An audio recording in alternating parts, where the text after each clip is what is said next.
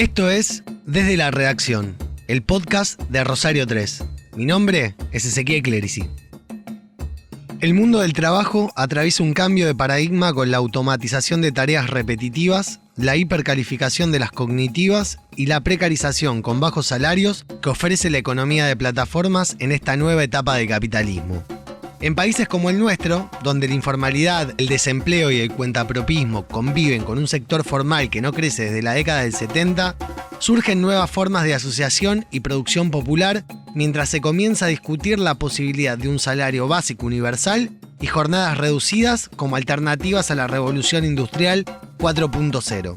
Con este disparador como premisa, conversamos con la periodista Natalia Suazo, que se especializa en los cambios que supone Internet en la cultura global, para este nuevo episodio de la serie sobre Argentina.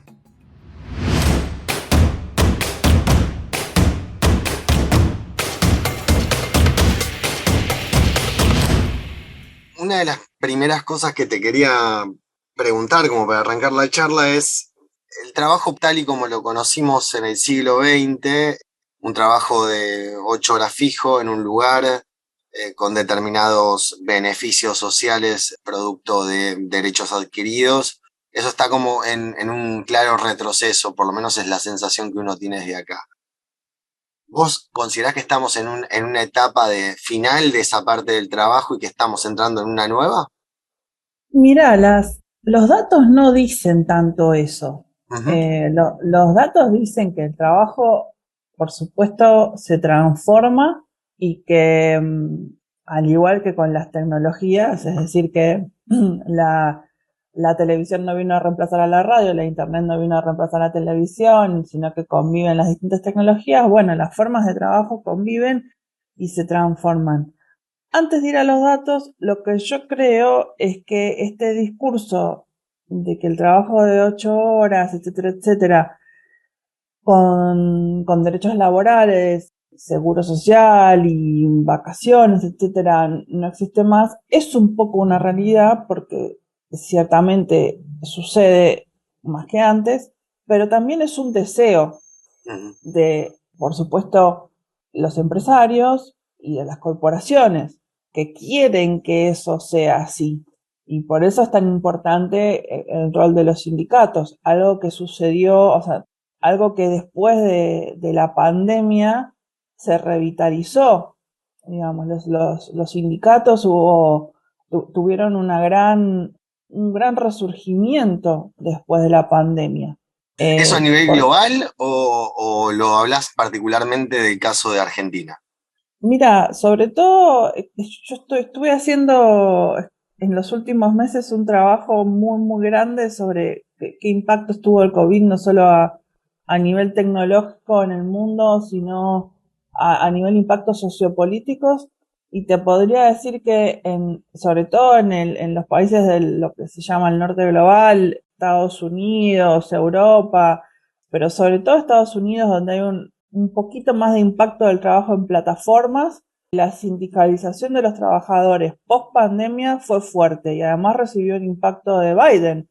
Biden, el presidente de Estados Unidos, dijo que era el presidente más pro sindicatos de la historia. Bueno, esas declaraciones medio rimbombantes que hacen los presidentes, pero que tienen mucho que ver con que el 99% de los trabajadores en la pandemia vieron reducido su salario, perdón, y por otro lado, los hombres más ricos del mundo, entre los cuales la mayor parte que se hicieron ricos en las últimas décadas fueron los dueños de empresas tecnológicas, vieron en los 2 años de la pandemia incrementar sus ganancias lo mismo que en los 23 años anteriores.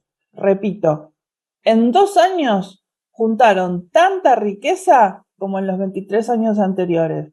Y el 99% de la población, acá hablo del mundo, vio reducido su salario durante la pandemia.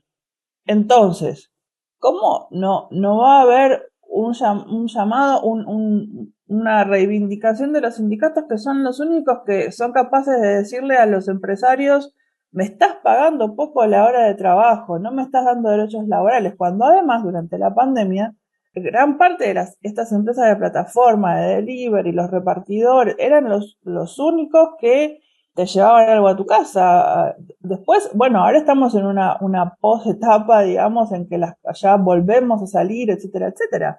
Pero también los trabajadores, por ejemplo, de la salud, empezaron a reclamar mejores salarios, mejores condiciones laborales, porque también hay industrias o sectores del trabajo que están muy precarizadas. También los trabajadores de la salud están precarizados. Pero volviendo a tu pregunta inicial, sí es cierto que estamos viviendo en una etapa de precariado, es decir, de empleo precario con también mayor incertidumbre, es decir, no sabemos qué va a pasar el día de mañana, no sabemos si vamos a poder pagar el alquiler, pagar la comida, etcétera, etcétera, pero junto con eso se dan otras situaciones, que es que también, digamos, hay una baja de salarios, hay un aumento de la inflación, es un combo de cosas que lo que las reúne a todas básicamente, o sea, el paraguas que las reúne a todas es la desigualdad. O sea, no es solamente en el trabajo en donde está el problema. El problema está en la desigualdad. Y uno de los, si querés, icebergs de ese problema es el trabajo. Que hoy, con la tecnología, con la automatización de tareas, deberíamos ir a la inversa, deberíamos poder trabajar menos tiempo, porque hay un montón de tareas que se deberían poder automatizar y debería poder distribuirse mejor la riqueza. Y sin embargo, estamos en una situación en donde los que tienen trabajo trabajan muchísimas más horas, muchas veces sin seguro social, sin cargas sociales, y después tenemos otra parte de la población que por ahí sí tiene sueldos razonables, pero en situaciones muy diversas. Y ahí te da la sensación tal vez de que estas desigualdades que son históricas dentro del proceso capitalista se han ido incrementando producto de que los estados han ido perdiendo cierta fuerza frente a empresas de esta nueva generación que podríamos calificar como las 5 grandes tecnológicas que son Amazon, Google, Facebook, Microsoft, Apple, y que los propios estados y gobiernos no se han podido adaptar a ese cambio con la velocidad que requiere, y esto ha ido imponiendo una reforma laboral global de hecho, más que consensuada.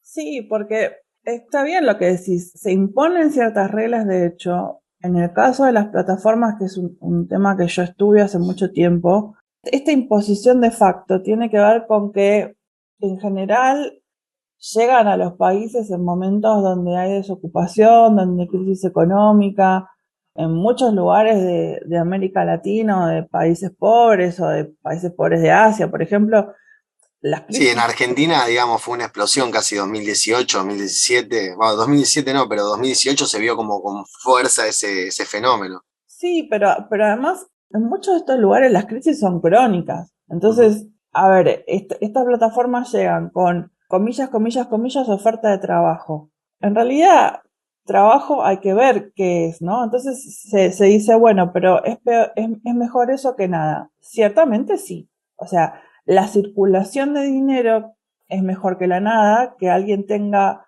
algo para comprar un plato de comida todos los días es mejor que nada, en eso estamos de acuerdo, ¿sí? Ahora, ese ingreso que se le ofrece a una persona por hacer un reparto, por manejar un Uber, por trabajar en una empresa de plataforma de las más precarizadas, porque no tiene nada que ver un trabajador de Uber o de Rappi con una persona que trabaja en Google o Facebook, no tiene absolutamente nada que ver, ¿sí? No, absolutamente nada que ver.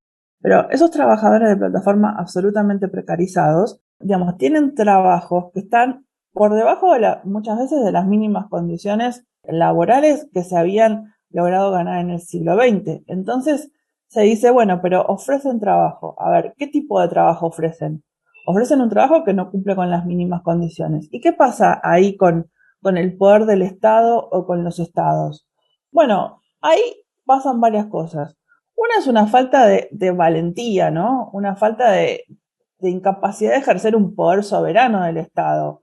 Después hay otra parte que es una falta de entendimiento de la cuestión, porque después hay otro tema que es, bueno, ¿cómo hago tributar a estas empresas que son globales en mi país? Digamos, ¿qué tipo de impuesto le aplico? ¿No? Porque por otro lado evaden, Mercado Libre acaba de descubrirse que la AFIP acaba de descubrir que ingresaba mercadería de importación y estaba evadiendo plata, o sea, Mercado Libre, que es nuestro Amazon, ¿no? Entonces, hay una cuestión que es la magia de la tecnología, ¿no? Que yo siempre hablo, ¿no? Las empresas tecnológicas, los unicornios, como súper empresas que dan mucho trabajo, la innovación y nadie las puede tocar. Bueno, en general, la mayor parte del empleo lo dan las pymes y la mayor parte del empleo registrado en blanco, no siempre, pero sucede eso. Sí, Entonces hay que representa cuestionar. algo así el 80% de nuestra economía, sin ir más lejos. Exacto. Y las multinacionales, muchas veces con esta cuestión de no los toquemos porque son los que invierten y los que dan, bueno, hay que cuestionar un poco esta lógica, ¿no? ¿Hasta dónde? ¿Hasta dónde esto es cierto? ¿No? Como el campo da trabajo. No, el campo no da mucho trabajo. El campo, y menos con la tecnología aplicada. Entonces, bueno, son mitos que se construyen alrededor de ciertos rubros. Mira, ahí también esto me surge producto de lo que nos hizo ver el IFE, que tenés entre 9 y 11 millones de personas que no estaban registradas en ningún lado. Los potenciar trabajos, sabemos que 1.271.000 personas que están consideradas dentro de la economía popular acceden a ese beneficio. 6 millones de trabajadores estables dentro del sector privado, asalariado con todos los derechos desde la década del 70, que casi no se movió, ese número está ahí fijo. Y tenemos una masa muy importante de trabajadores que están o agrupados dentro de lo que sería la economía popular, que son más o menos unos 3.600.000, que es gente que se hace su laburo todos los días, ¿no?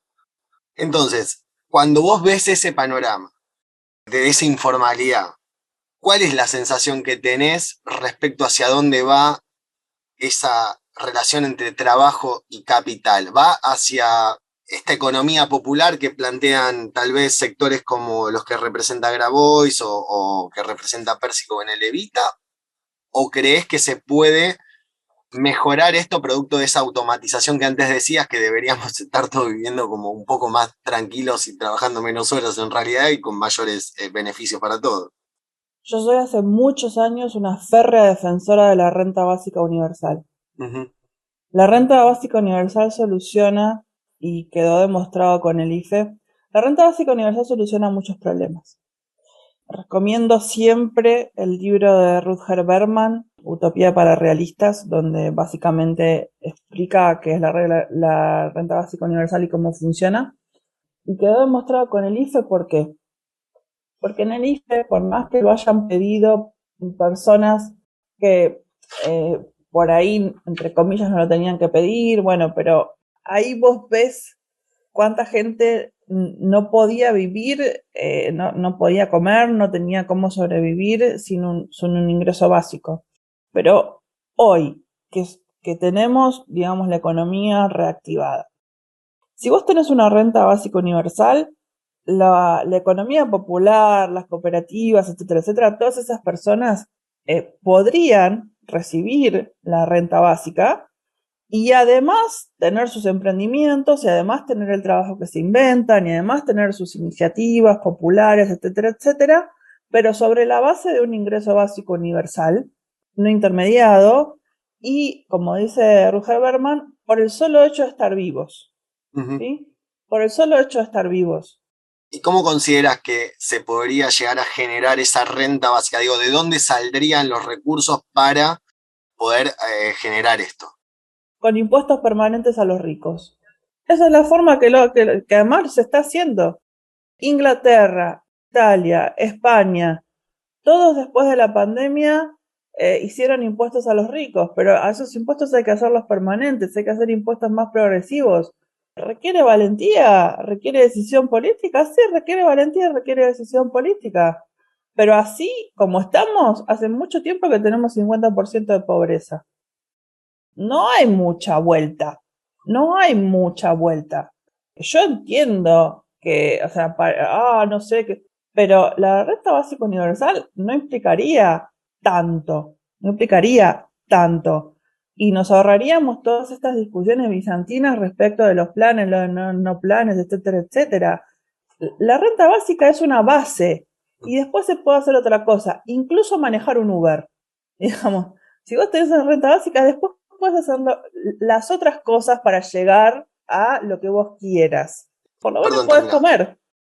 Creo que la idea que me queda un poco de tu reflexión es, bueno, aseguremos lo básico, esta cosa de no tener que estar todo el tiempo arrancando a principio de mes con miedo a que no puedo pagar el alquiler y no sé si voy a poder comer, y a partir de ahí poder sí darse la posibilidad de imaginar un trabajo inclusive que te guste o que te genere algún tipo de placer o que te mejore como ser humano. Me da la sensación de que vas un poco por ahí. Sí y no, porque también yo soy realista. Va a existir esa renta, pero va a haber gente que va a seguir trabajando en un supermercado y la van a explotar. Digo, en un supermercado y la van a explotar, digo, un sueldo bajo. O Ujú. va a seguir habiendo gente que no tiene una jubilación y va a tener que trabajar de sereno en un estacionamiento a la noche, muerta de frío.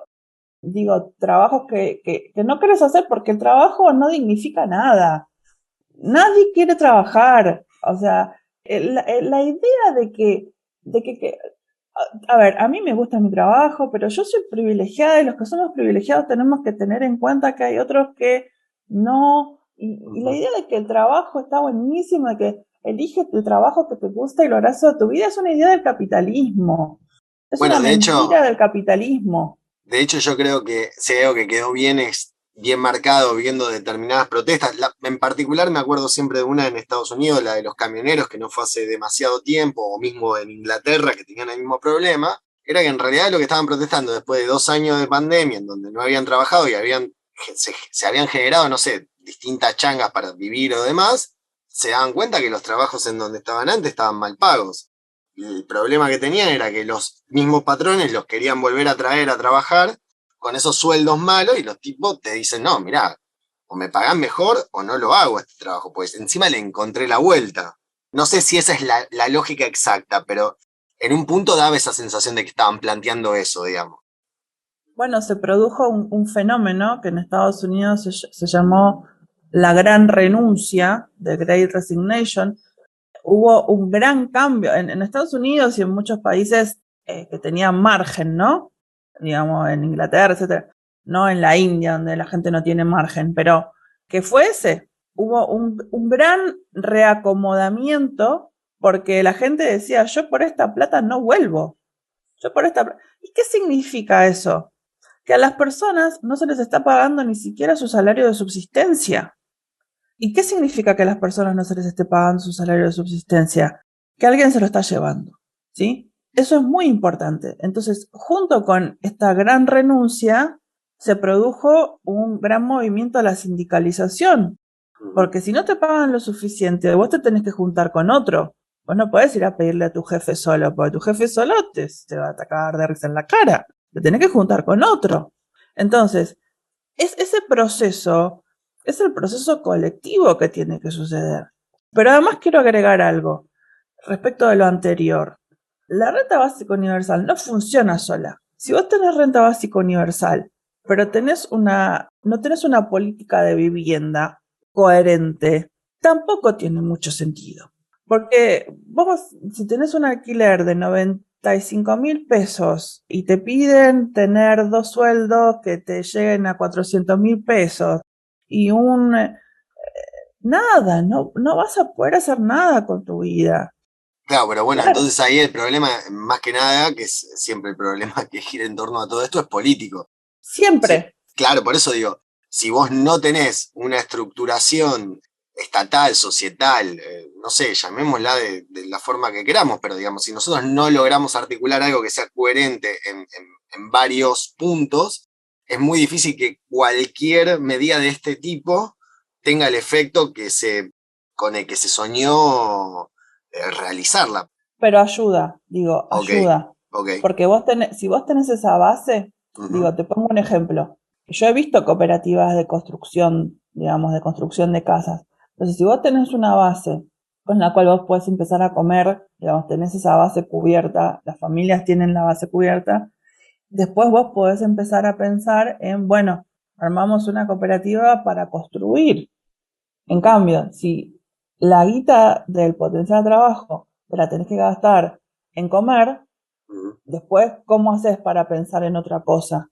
Tu horizonte de expectativa se reduce significativamente, porque tenés que empezar desde una base muchísimo menor, ¿sí? Y de hecho el potencial de trabajo no estaba pensado como un plan para comer, estaba pensado como un plan para otra cosa. Complementario del salario de ya sea cooperativas, trabajadores de cooperativas, monotributistas, digamos, cualquiera que tuviera un emprendimiento, una pequeña pyme.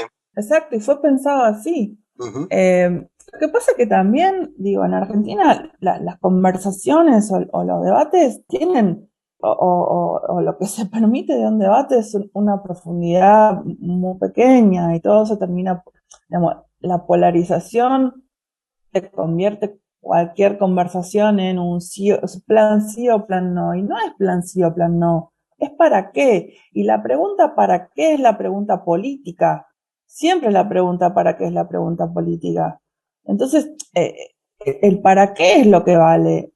O sea, no siempre es la cantidad. O sea, sumamos todos estos planes sociales. ¿Y para qué nos sirvió? ¿A dónde estamos? ¿Dónde estábamos antes y dónde estamos ahora? ¿Y crees que esa Bueno, discusión se está dando en los distintos no, espacios políticos? Para nada.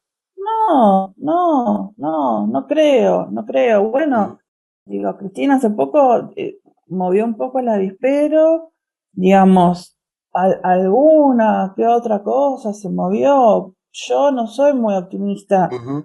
en que eso lleve a, a un cambio, pero digo, para mí el cambio tiene que ser en esto, pensar en una renta básica que termine haciendo que las personas vivan mejor, pero me parece que en un contexto de polarización se termina estigmatizando a las personas que necesitan realmente eh, esos ingresos y que se dice, bueno, hay que transformarlo en trabajo, pero vos te crees que esa gente no trabaja, ¿qué te crees que hace? Es trabajo. Y No, además no, no te dice, y tal vez es un trabajo muchísimo más duro y complejo de que tiene un asalariado común que considera que porque recibe un potencial trabajo está recibiendo un plan social como si eso fuera una mala palabra, por ponerlo así, cuando en realidad por ahí es mucha gente que trabaja en una cooperativa de cartoneros, una persona que se levanta a 5 o 6 de la mañana y trabaja hasta las 8 o 9 de la noche y tampoco ese potenciar trabajo le termina generando un salario digno, sino que es una parte complementaria de otro ingreso que se hace por sí mismo. pero es que conozco, eso es así, pero además conozco casos muy diversos. Digamos, conozco una cooperativa de trabajo transfeminista de chicas que con los potenciar tienen un lugar donde hacen cosmetología, manicuría, digamos, todo, digamos, tienen un lugar para que a partir de eso circule el trabajo y circule el dinero entre ellas. Y la opción de ellas, si no, sería la prostitución. Digo, hay muchísimos casos. Entonces, digamos, la opción de ponerse desde afuera y decir, digamos, si eso no es trabajo, ¿qué es? Uh-huh. Digo, Sí, tal a vez ver, quedamos encerrados de esa discusión binaria que vos antes planteabas, esta cuestión más de grieta, en donde todo es más fácil ponerlo en blanco y negro y discutir eso cuando lo complejo en realidad es profundizarlo tal vez como estamos tratando de hacer nosotros dos ahora hablando de este tema con otra perspectiva, decir, che, mirá, ojo que esto es algo que complementa un salario que la persona está haciéndose todos los días, no es que se queda en la casa mirando la tele sin hacer nada.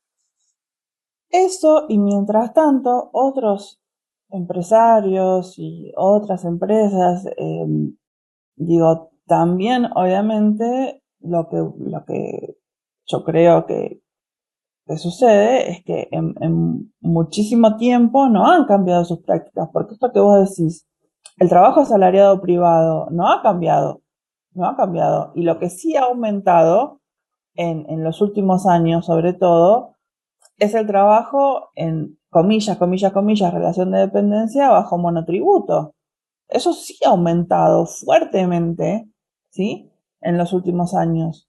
Y eso es no tener tampoco ningún derecho, no tener vacaciones, tener que pagarse una obra social sindical o una prepaga con tu propio bolsillo, si te enfermas nadie te paga, o tener que trabajar enfermo. ¿Cuánta gente conocemos que monotributea, que está precarizada, que tiene 1000 trabajos en el periodismo? Eso es absolutamente común. Eso es moneda corriente. Y eso sí aumentó. ¿Cuántos medios de comunicación? Esto lo digo yo y me hago cargo yo. Pero ¿cuántos medios de comunicación viven de freelancers, colaboradores, que les dicen no me hagas más de tantas facturas por año porque si no te tengo que considerar bajo relación de dependencia? Está lleno, está lleno. Y muchas veces esos mismos medios de comunicación que le dicen al freelancer no me hagas más de tantas facturas por año porque si no te tengo que considerar empleado bajo relación de dependencia, publican notas sobre, oh, qué cosa horrible los planes sociales. Ujú. Entonces, ese doble estándar no te lo compro. Sí, y tampoco da la sensación de que el Ministerio de Trabajo o ningún sindicato esté demasiado preocupado por terminar con esa lógica. Lo que uno ve es que los gobiernos en particular están muy cómodos con esa flexibilización de hecho que toleran en todo tipo de empresas, ¿no? Digamos, los medios de comunicación, como bien vos marcas, es una de ellas, pero que se ve en todos lados.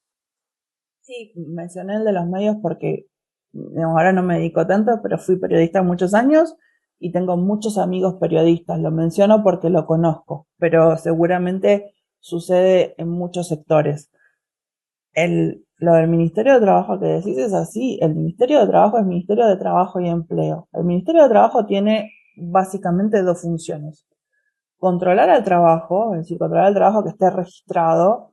Te podría decir que controlar el trabajo que esté registrado es una tarea que después de del ministro Carlos Tomás, eso se ha dejado básicamente de hacer, por lo menos en Nación, y generar empleo, tener políticas de empleo. Yo dejo la pregunta, a una pregunta retórica. ¿Qué políticas de empleo tiene el Ministerio de Trabajo? Dejo otra pregunta retórica. ¿Quién es el ministro de Trabajo? ¿A quién responden los ministros de Trabajo? ¿No deberían responder a los trabajadores? Y también es interesante que hayas mencionado a los sindicatos, ¿no? Porque los peajes, ponele. Digamos, en los peajes ya no se necesitan más personas, básicamente. Las personas en los peajes, por ejemplo, en muchos lugares de Argentina se mantienen porque, bueno, porque se mantienen. Pero perfectamente las puede reemplazar con una máquina. Y lo que tenés que hacer ahí es generar un plan de transformación de ese empleo en otro empleo, digamos. Eso es una responsabilidad del sindicato. Eso es trabajo del futuro, ¿sí? Pero obviamente ese trabajador está ahí porque alguien lo sostiene, no hay razón de ser de sostenerlo. Y bueno, charlaron de distintas cosas. Ahora, sindicatos que estén pensando realmente en estas cuestiones, porque esa es otra parte del trabajo del futuro, ¿no? ¿Cómo Pensar se en nuevos genera? trabajos. Pensar en la educación laboral, en la transformación de los trabajos, porque si no, también van a desaparecer los sindicatos. Es razón de ser de los sindicatos hoy adaptarse a estas nuevas realidades, ¿sí? Porque gran parte de su trabajo, hoy ya, no mañana, es pensar qué va a pasar con sus trabajadores y qué necesidades tienen. Pero ¿no te da a veces la sensación, Natalia, de que somos como que están todos en esa lógica de que saben que viene el cambio, pero nadie se anima a tocar la estructura sobre la que está montada toda su vida económica, su vida, si querés, psicológica? Claro que no se animan, pero entonces hay que ver por qué sus bases lo siguen votando. El caso de los peajes es uno de los casos, pero hay Ujú. muchos trabajos en los cuales va a pasar eso. Digo, los cajeros de los supermercados. Hay cosas que ya sabemos que van a... Los bancos, por ejemplo. Mi sucursal del banco, la que yo voy, la que tengo en mi cuenta, El otro día fui, la habían cambiado toda y me dijeron, bueno, a partir de, no sé, el mes que viene, en esta sucursal no va a haber más cajas, va a ser todo automático. Bueno, se ahorran 6 personas en esa sucursal. Sí, lo que no ¿Qué hace? estaríamos pensando, me parece, por tu reflexión y lo que venimos charlando, es qué hacemos justamente con ese trabajador que se queda sin ese trabajo. Y a su vez, me parece que es importante también pensar de decir que automatizar ciertos procesos en sí no debería ser algo malo, siempre y cuando estemos pensando, sí, en qué hacer con ese trabajador que va a perder su empleo. Porque es como que acá siempre se da una de las dos lógicas. Automatizamos, sí, pero no pensamos en el trabajador. Pensamos en el trabajador y no automatizamos, cosa que podríamos hacer y que sería la vida un poquito mejor. Exacto, pero te hago una reflexión más sobre esto. ¿Quién te parece que tiene que pensar en el trabajador del BBVA, que es mi banco? O la BBVA. ¿La empresa o el sindicato? Es una pregunta retórica. ¿Vos te pensás que la empresa va a pensar en el trabajador? No, porque además en ese banco no trabajan solamente los trabajadores, trabajan 2 chabones de seguridad, trabaja una persona que limpia o 2 personas que limpian. O sea, Sí, no el son ecosistema solamente... es mucho más grande que bancarios, digamos, solamente. Claro. Entonces, ahí hay un tema que es que el banco, que además es una multinacional, no va a pensar en esos trabajadores. Entonces, si el sindicato no piensa en esos trabajadores, está dejando de cumplir una función, ¿no? Y yo sé que muchos sindicatos piensan en eso. Yo no estoy diciendo que ninguno piense en eso. Pero ahí es cuando yo siempre insisto con que el poder de las corporaciones es tan grande y es tan desigual. Vivimos en un mundo tan desigual que si no somos valientes en pensar, es muy difícil que podamos vivir mejor. Por eso yo soy a veces muy firme con esto de que tenemos que ser muy valientes en pensar, porque el poder de las corporaciones es enorme. Tenemos que pensar y ser valientes. Yo entiendo que podemos no verlo, que podemos decir, viste, el emperador está vestido, qué lindo, pero el otro sigue pasando. Relacionado a un tema que vos antes tocaste, pero que a mí me gustaría profundizar, que es la economía de plataformas, que se da también el caso de que los trabajadores mismos de este tipo de plataformas no quieren sindicalizarse o que consideran al sindicato algo negativo. E inclusive defienden y reivindican su condición de trabajador independiente. ¿Qué pensás que opera ahí y cuáles serían los beneficios que ellos ven que no encuentran en esa otra organización más estructural que sería un sindicato, por ejemplo? ¿Cómo te organizabas vos en un sindicato previamente? Vos estabas en un lugar, en una fábrica, en un taller, en una oficina. Estabas 8 horas en un mismo lugar. Incluso a veces compartías también el transporte, porque salías de ahí, te ibas a tomar el bondi. O sea, yo también pienso en cómo era mi trabajo. Yo ahora trabajo en mi casa, pero durante mucho tiempo también trabajé en una oficina, incluso compartías irte a tomar el bondi a un lugar, etcétera, etcétera. Tenías un lugar de socialización de muchas horas con unas mismas personas. Y en el caso de los trabajadores de plataforma, eso no existe. Es muy difícil juntarte con las personas en un lugar. Por supuesto, la juntada se da en grupos de WhatsApp, en grupos de Telegram o lo que fuere. Sí, pero no es Eh, más físico. no es más físico. Y además todo el trabajo está fragmentado. Todos Ujú. trabajan en distintos horarios. A eso sumarle la presión de las aplicaciones de que tenés que estar permanentemente disponible porque si no, eh, como te penalizan. Entonces, no hay posibilidad de que vos tengas un diálogo. Es muy difícil, ¿sí? Es muy difícil. Sí, y aparte después también cómo haces vos como trabajador para relacionarte con una empresa que tu casa matriz está en España, por darte un ejemplo que era el caso de Globo.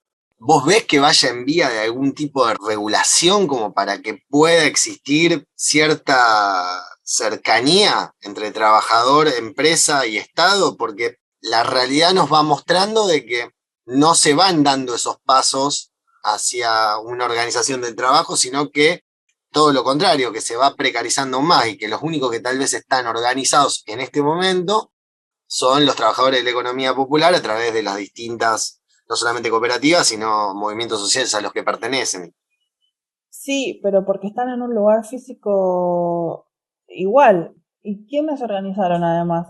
Los trabajadores de Amazon, porque están en un mismo En un galpón, warehouse, claro, sí, tal en cual. un galpón. Entonces se organizan, Sí, sí, porque porque te al hablas, menos te ves.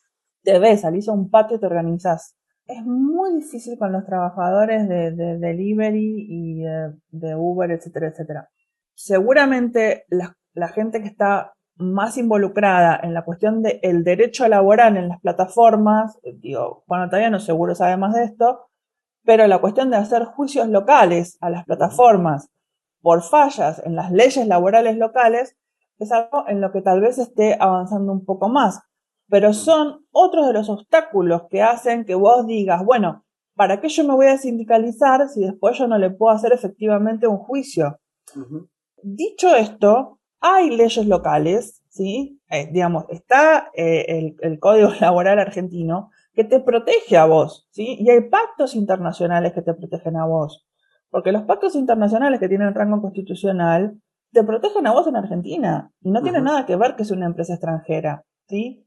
Claro, lo que pasa es que un trabajador de plataforma o lo que sea, se tiene que conseguir un abogado, tiene, bueno, Sí, todas esas cuestiones. y el tiempo que implica hacer todo eso, porque digamos, la persona le genera un inconveniente muy grande tener que litigar o preocuparse por defender su derecho. Es mucho más fácil cambiar de trabajo, irte a otro, ya sea dentro de la economía de plataformas o por fuera, y seguir adelante tu vida porque el alquiler no te espera, la comida no te espera.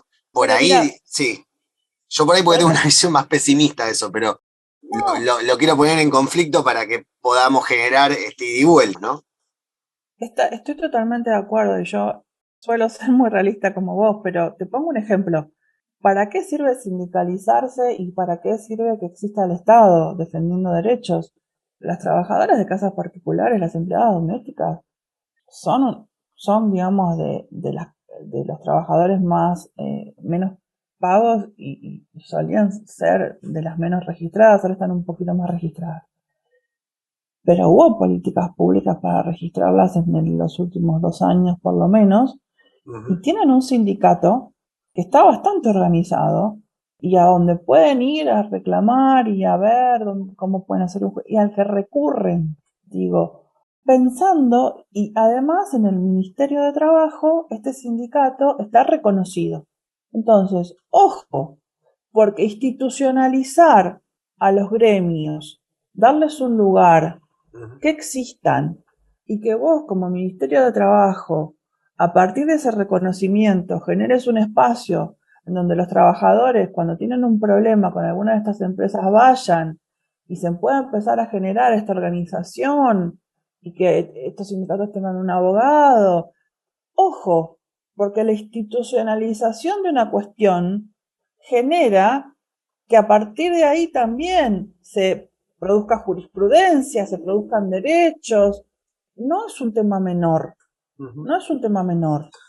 ¿Y ves también necesario que se regulen globalmente, digamos, que los estados a través de instituciones como puede ser ONU establezcan reglas iguales o que tengan ciertos lineamientos, porque cada país tiene una realidad, cada cultura tiene una realidad que es muy distinta una de otra, pero por lo menos hablando de Occidente, de que logren establecer algún marco regulatorio mínimo sobre el cual se pueda mover la economía de plataformas, porque la diferencia que ellos tienen con los estados es justamente que primero están desterritorializados y se manejan por la lógica del avance tecnológico, que es muy distinto a la burocracia de los estados. Entonces, hay como una ventaja ahí tecnológico para la gran empresa, y lo que uno pareciera que le falta a eso que vos estás planteando es, bueno, ¿y alguna regulación global? No, es que hay. De hecho, en UNESCO, yo trabajo con UNESCO hace 4 años, tenemos lo que no hacen los organismos de ONU es hacer regulaciones. ¿Por qué? Porque después los Estados miembros tienen que bajar eso a tierra. Pero lo que sí hacen son recomendaciones. Por ejemplo, En noviembre de 2021, UNESCO aprobó por sus 193 Estados miembros una recomendación global sobre ética de inteligencia artificial. Es una recomendación muy interesante, les recomiendo leerla, sobre cómo se debe desarrollar la inteligencia artificial para no dañar derechos humanos en muy distintos ámbitos. Y además tiene recomendaciones para los estados, ¿sí? Ujú. ¿Cómo deben hacer los estados para bajar esto a tierra? Ahora, después de eso, los estados tienen que ponerse a laburar. Es decir, tienen que hacer algo con eso. La recomendación tardamos un montón, digamos, fueron, no sé, 2, 3 años de consultas con expertos de todos los continentes, de todos los países, se elaboró un montón, está buena. Ujú. Ahora va a haber una recomendación sobre libertad de expresión en plataformas. La Organización Mundial del Trabajo tiene recomendaciones sobre trabajo en plataformas. Dice que hay que invertir la carga de la prueba, que los trabajadores son trabajadores con derechos hasta que la empresa demuestre lo contrario. O sea, está todo escrito. Está todo escrito. Lo que Eh, no hay es una aplicación por parte de los estados. ¿Y vos creés que esto también es, o que es una consecuencia producto de la crisis que está atravesando hoy por hoy la democracia, que están atravesando los sistemas políticos, la política en general, frente a la sociedad? ¿O pensás que es propio de una dinámica de los estados que no le prestan atención a este tipo de recomendaciones, lisa y llanamente? Hay dos cosas, mirá. La crisis que está atravesando la democracia tiene que ver, entre otras cosas, con esto que yo te decía previamente. Hay un poder muy desigualmente repartido entre las corporaciones y los estados, en el cual las corporaciones ganan. Pero si la política, los gobiernos, siguen sin enfrentar políticamente al poder de las corporaciones, la democracia va a estar cada vez más en crisis. Porque la democracia se trata justamente de eso, Ujú. de lo que, como decía Carl Smith, el soberano es el que decide entre los poderes en pugna. O sea, y si vos no ejerces esa soberanía, no estás haciendo tu laburo. El laburo de la política es ejercer el poder soberano. Y si vos no haces eso, es como que vos contrates un plomero para que te arregle el baño y te lo rompe más.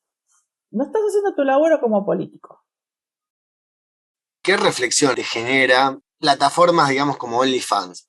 Pero también esta posibilidad de que cualquier persona que tiene un producto X lo pueda vender a través de Instagram. Que el metaverso de Zuckerberg se esté pensando también como un espacio en donde vender servicios personales de trabajo. ¿Cómo ves ese cambio? ¿Lo ves como algo positivo? ¿Te parece que está bueno? ¿O forma parte también de un problema que no terminamos de resolver y que se nos va generando como una bola de nieve en donde empresas que están ubicadas, y esto lo repito respecto de antes, ¿no? Que están ubicadas en otros lugares, que se manejan con otro tipo de reglas, pueden decidir si lo que vos subís a tal lado está permitido, si te pueden mostrar o no mostrar si quieren, te pueden subir y te pueden bajar como quieran. ¿Cómo ves ese tema? Que me parece que es parte de lo mismo, que son formas en las que las personas se encuentran de ganarse la vida. Y todo tiene que ver con lo mismo, con inventarse trabajos, con inventarse ingresos, y las plataformas son una manera de estar donde muchas personas están.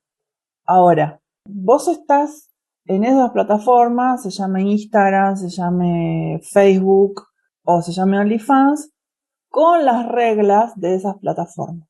Entonces, yo veo que algunas veces algunos emprendedores, negocios o lo que sea, dicen, me censuraron tal contenido, me cerraron la cuenta, me cerraron el TikTok, y me están cagando el negocio, me perjudican, etcétera, De etcétera. hecho, hay mucha gente que depende de eso realmente, o sea, su negocio, No, no, si no está ahí, sí, no puede funcionar.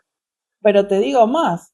Mercado Libre es el monopolio del e-commerce en la Argentina y establece cuáles son el costo, no me sale ahora Sí, sí, el porcentaje de el ganancia que por- se quedan ellos respecto a el- tu venta, a tu producto, cómo va a no estar solo ubicado. eso, claro, no solo eso, sino cuándo tenés que despachar el pedido, Claro. en cuánto tiempo, todo lo que es la logística, los repartidores, todo eso. Bueno, muchísima gente depende de eso, bajo las reglas monopólicas de dos, tres, cuatro empresas.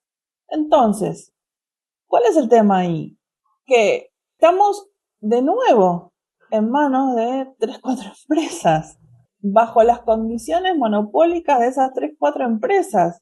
El problema no es de las personas que se ganan la vida con esas empresas. Digo, el caso de OnlyFans, yo me acuerdo que cuando fue la pandemia, creo que había pasado que les habían cerrado las cuentas a algunas trabajadores sexuales que no tenían otra forma de trabajar.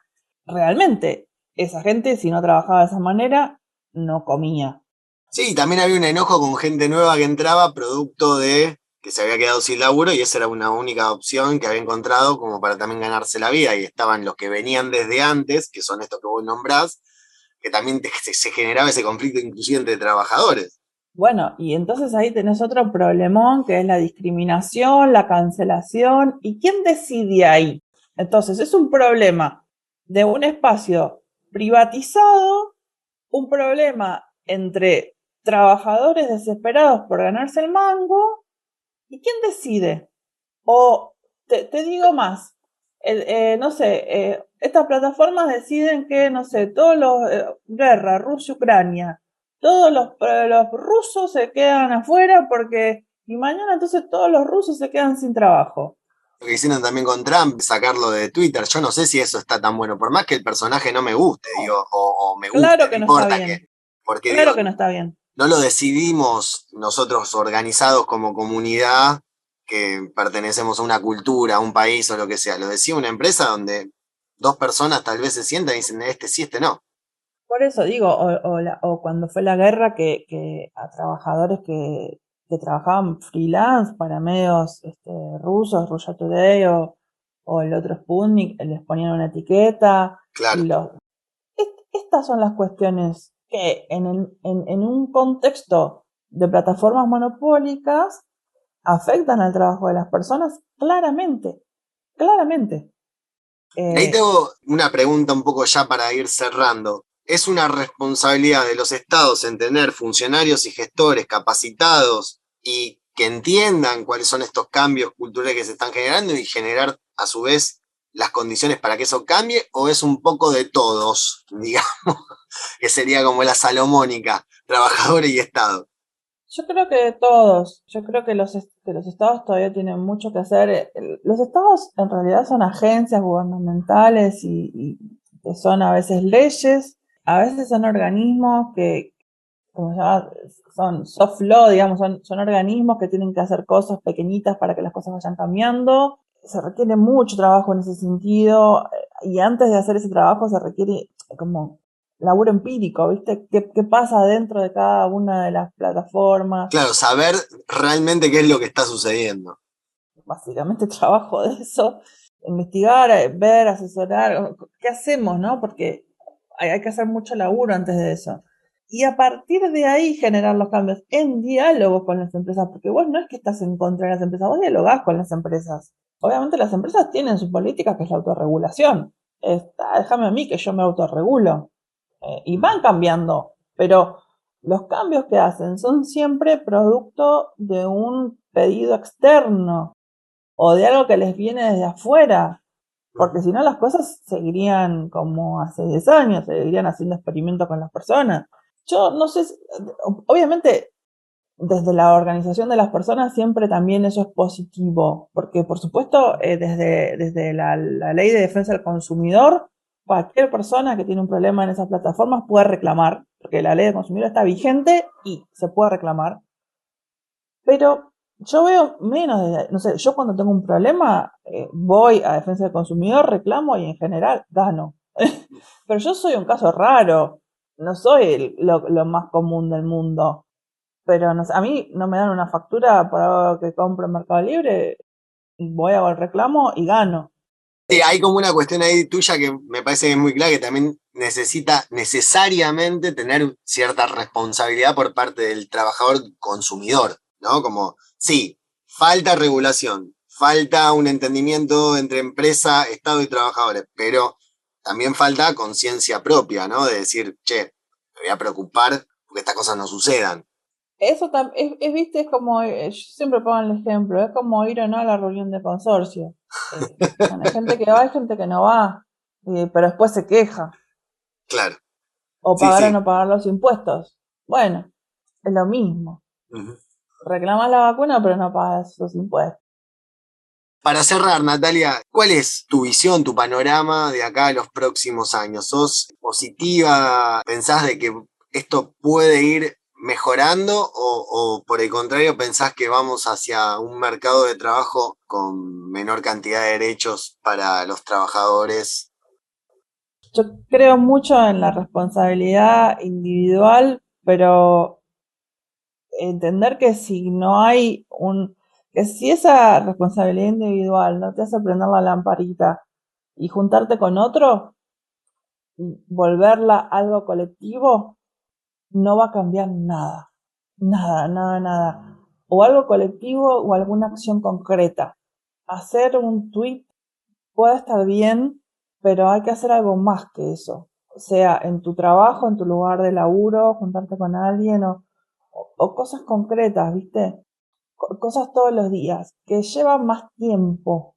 Yo sé que llevan más tiempo y sé que todos estamos haciendo un montón de cosas, que tenemos muchos trabajos a la vez, pero los que tenemos una mínima oportunidad de tener un poquito más que el otro, aunque sea un poquito más que el otro, creo que tenemos una responsabilidad por los otros en un país que tiene tanta pobreza.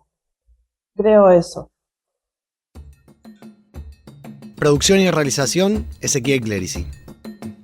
Desde la redacción, es una creación de Rosario 3, Grupo Televisión Litoral. Gracias por tu atención.